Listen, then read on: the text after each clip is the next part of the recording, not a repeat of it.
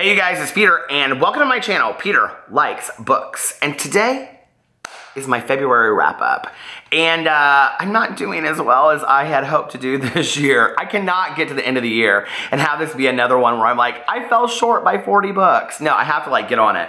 So I'm currently reading 3 or 4 different books. So I think in the next week I'll have those finished. But anyway, and I have to say, I don't know how many of you have read Brian Selznick, I think it's Brian Selznick's The Invention of Hugo Cabret. I am loving this book. And always before I go to bed, it's my last thing that I do, and I sit right over here on the couch and I read it's not hard to read 50 or 60 pages of it because so much of it is drawings. And I love it, and it kind of just puts me in this mood to lay in bed and like when I was a kid and I would read a story, and it very much reminds me of that, and he's in his little room above the train station. Have you guys read it? It's great. And apparently there's a movie, but I haven't seen the movie yet. Although, parts of it seem very familiar to me, so I kind of wonder if I didn't just turn it on one night and I was like, oh, is it called, I think it's called something else. So anyway, but I'm reading that, and I'm reading a couple other things right now, and all of them are very good.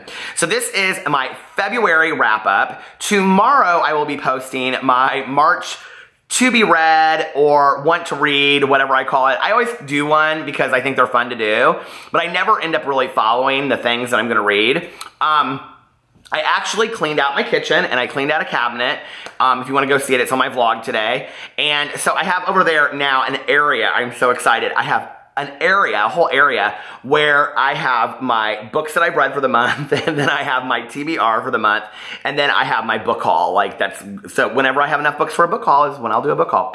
So, I'll be doing one of those this weekend too. I think I'll be doing a book haul. I have a couple books, 5 or 6 books. So I think I'll be doing a book haul on Saturday. I also have 2 book reviews. So I have a lot of videos to make, and I'm also getting ready to go on vacation. So if you have videos that you would like to see me make, or a discussion or a tag that you would like me to respond to, leave it in the comment section below, because I am pre-filming a lot of videos, and those will be up while I'm gone. So that way I can just keep with the flow, So let's get right into what I read in February. I read a total of 5 books, which means I have read a total of 10 books for 2018. I have 91 books to go. I'm not happy about this. And I have to say, I saw this, I think this was actually from last year that he did this. Dylan at Dylan the Reader 5 made his goal 1 book. Maybe it was this year, I don't know. And then that way that he knew that he would just succeed. I was like, I should have thought of that, but I'm not gonna go in and change my goal now. The first book that I read for February was Lily and the Octopus by Stephen Rowley. And Ricky sent me a copy of this book, and I absolutely fell in love with it. And I ended up giving it 5 stars on here. I probably would give it a 95, or I can't remember what I said. I'm doing a full review of every book that I read for this year. So full review, spoiler free, already up on my channel. Go check it out. It's very much like The Art of Racing in the Rain. So if I gave The Art of Racing in the Rain 98, because I thought it was so great, I probably would give this a 92 to a 94, because there was a lot of it that was very confusing to me. It took me a while to kind of really understand what was going on, I know. But it did. It took me kind of a while to figure out what was really going on. Not with the octopus, but there was this whole boat trip. Do you guys know what I'm talking about? It was very confusing to me. But I mean to tell you, I have not ugly cried in a book like I ugly cried in this book at the end of it. It is, you guys, it is, especially right now because I have a dog that's sick. And so it is so, if you don't know, PP, we have found out that he has heart disease. It was so hard reading this book. Why do you guys keep on recommending these sad dog books to me? But anyway, if you guys are animal lovers, dog lovers especially, and you haven't read The Art of Racing in the Rain or Stephen Rowley's Lily and the Octopus, they're fantastic. And Lily and the Octopus is about this guy, and he's a gay man in his 40s, late 30s, early 40s, and he has this dachshund that is his best friend, and her name is Lily. And she loves Turduncan. It's real cute, you guys. And it kind of really reminded me a lot of myself. And it's just absolutely fantastic. And he talks to her, and so anyway, there's just a lot of it that's really, really funny. And there's some, like, he goes to see this therapist, and the therapist's name is Jenny in the book, and he does this one thing. If you've read it, you'll know what I'm talking about, where he has to read these Rorschach cards. Do you guys know what I'm talking about with the Rorschach test with the ink blotters? And everything is in relation. It's so funny when you're reading it, because everything's in relationship to Lily and the octopus, and it's very much a tragic book. It's not funny, but there are parts of it that are just like rolling in tears laughter, and the turducken is one of my favorites, especially. So he has this very special Thanksgiving dinner for Lily and his friend. And he gives this very sweet kind of like message about how much Lily the dog means to him and all this kind of stuff. And you have to remember that Lily is a dog, right? And so he wants to have this idea that they have this huge bond and that she loves him. And he goes, but most of all, because they're going around saying what they're grateful for. And he goes, but most of all, what I'm grateful for is Lily, for being my best friend in the entire world and my only partner. He goes on and on and on, and then it's Lily's turn to share. And Lily says that she's thankful for turducken, which is like turkey, chicken. And he goes, aren't you thankful for anything else? And she goes, no, just turducken. Because she's a dog, you get it? It's so cute. So anyway, definitely read the book. It's fantastic, but really a tearjerker. And then the next book that I read was The Life-Changing Magic of Tidying Up, The Japanese Art of Whatever. I don't even care. This book, I did not like this book. It pissed me off. It is by Marie Kondo, and I think that's what her name of her Kondoism or something like that is. I don't know. I just like I kind of got with it at the beginning. I did a full review on it. I gave it 2 stars. I'm not hurting anybody buying her book, okay? Because listen, that book has gotten so many great reviews. And if that's your thing, right? But this is where she kind of lost me. First of all, I felt like her tone was kind of bossy in the book. I felt like it was kind of like she put you down a little bit, like if you didn't keep your shoes in a line by the door, who are you?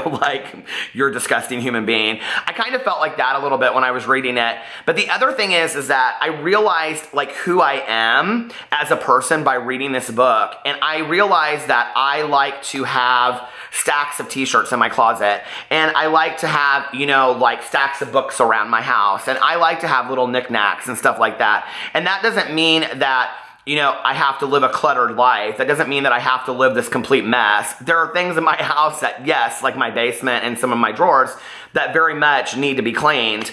But I'm not sure that I'm really ready to give up a lot of that. I know you guys are like, well, you're a hoarder then. No, I'm not necessarily a hoarder. I don't see things the way that she does. When she sat there and she said she said proudly too, that her brother gave away 400 books. I was like, what for? Seriously?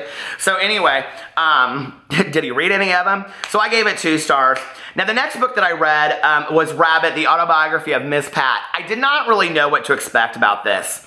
And let me just tell you, when I went into this, and right at the beginning of it, it talks about how she lives in Indianapolis, Indiana, which is where I live. I was like, what? Seriously? And she's a world famous comedian, Patricia Williams, and her book is an autobiography about how she grew up in the inner city of Atlanta, and she grew up with a mother that was an alcoholic and a drug addict, and she didn't know where her father was, and she had several siblings, and they were all in the game, so to speak.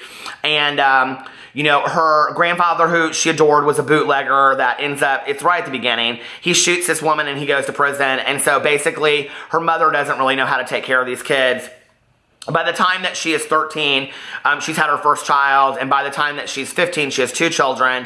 And by the time that she's 17, she is making mass amounts of money as a drug dealer in the streets of Atlanta.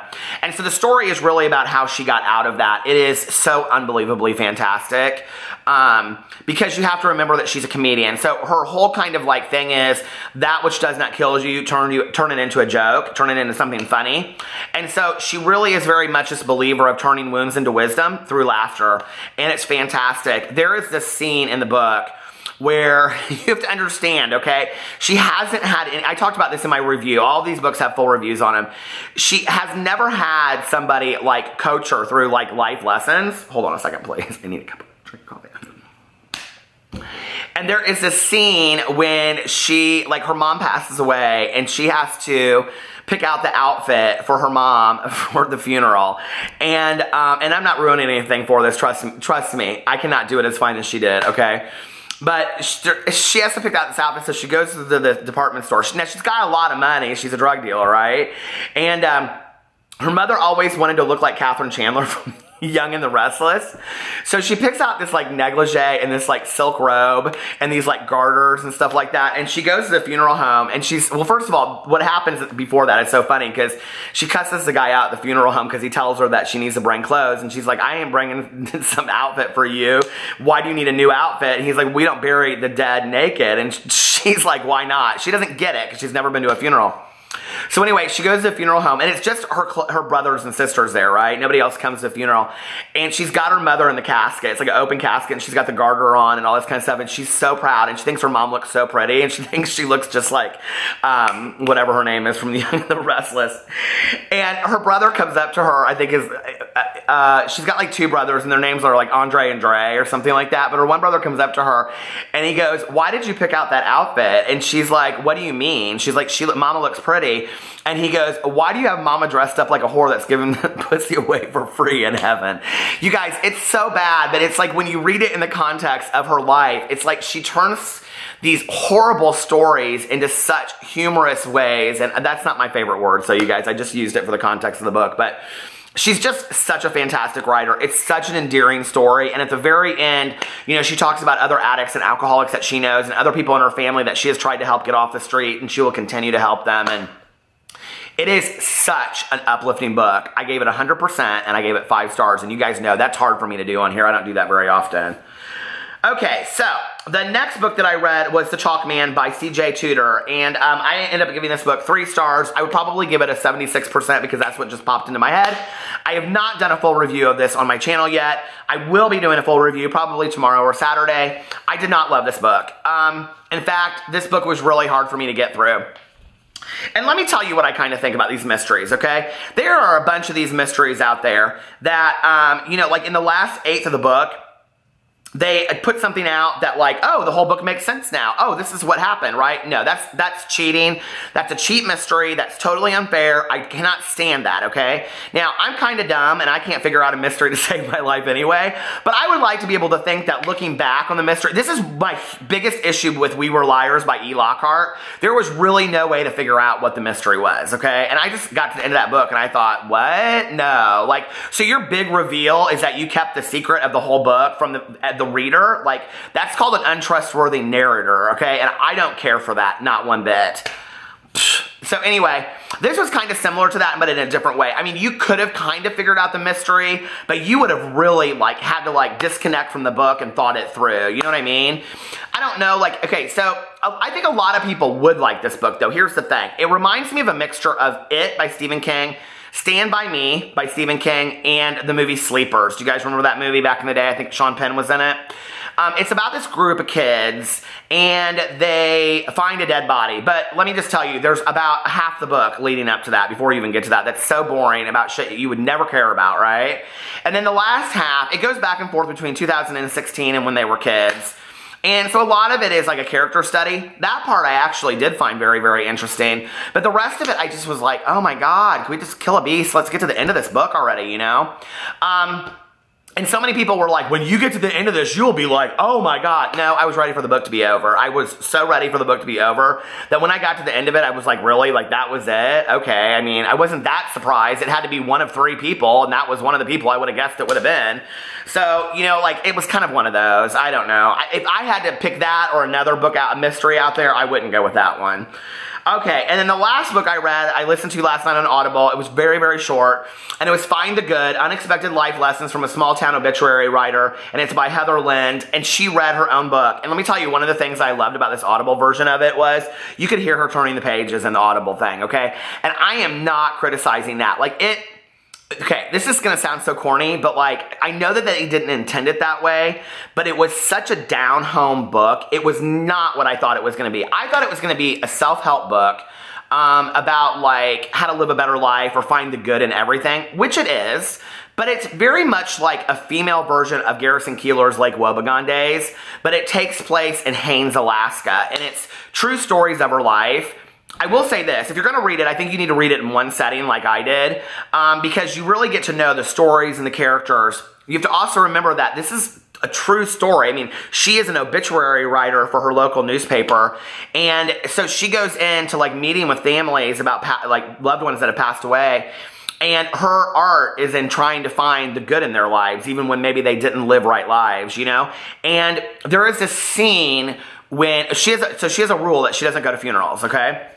And there's a scene when she goes to the funeral of one of her closest friends, and I don't want to ruin it for you, because I do think that like you guys should read this book. It's fantastic. There's a lot that I thought could have been better about it, but I thought it was really, really good. I gave it 4 stars. I probably gave it like an 84%. It was a great read, but I would give this book to other people to read, but I wouldn't reread it, you know. But it was fantastic. I loved it. But there was this part where she goes to the funeral for a close friend of hers. I was sobbing listening to this part. It was just so cool, like how all of a sudden she had this whole paradigm shift, this whole perspective change, right?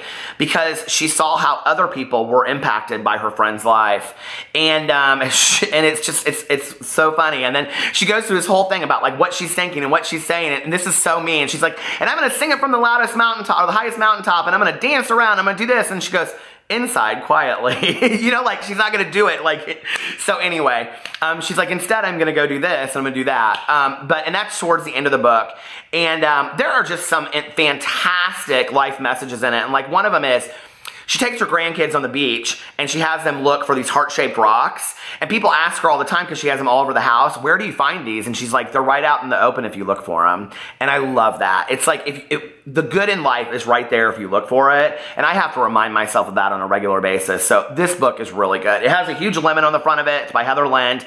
I'll link these books below so you guys can go check them out if you want to. All right? So tomorrow I will be here for my TBR for March, and it's, listen, it's a mixed bag, okay? It's some craziness out there. So I got some books from when I was 5 all the way up to crazy zombie books. So I will see you guys tomorrow. I love you. Bye-bye.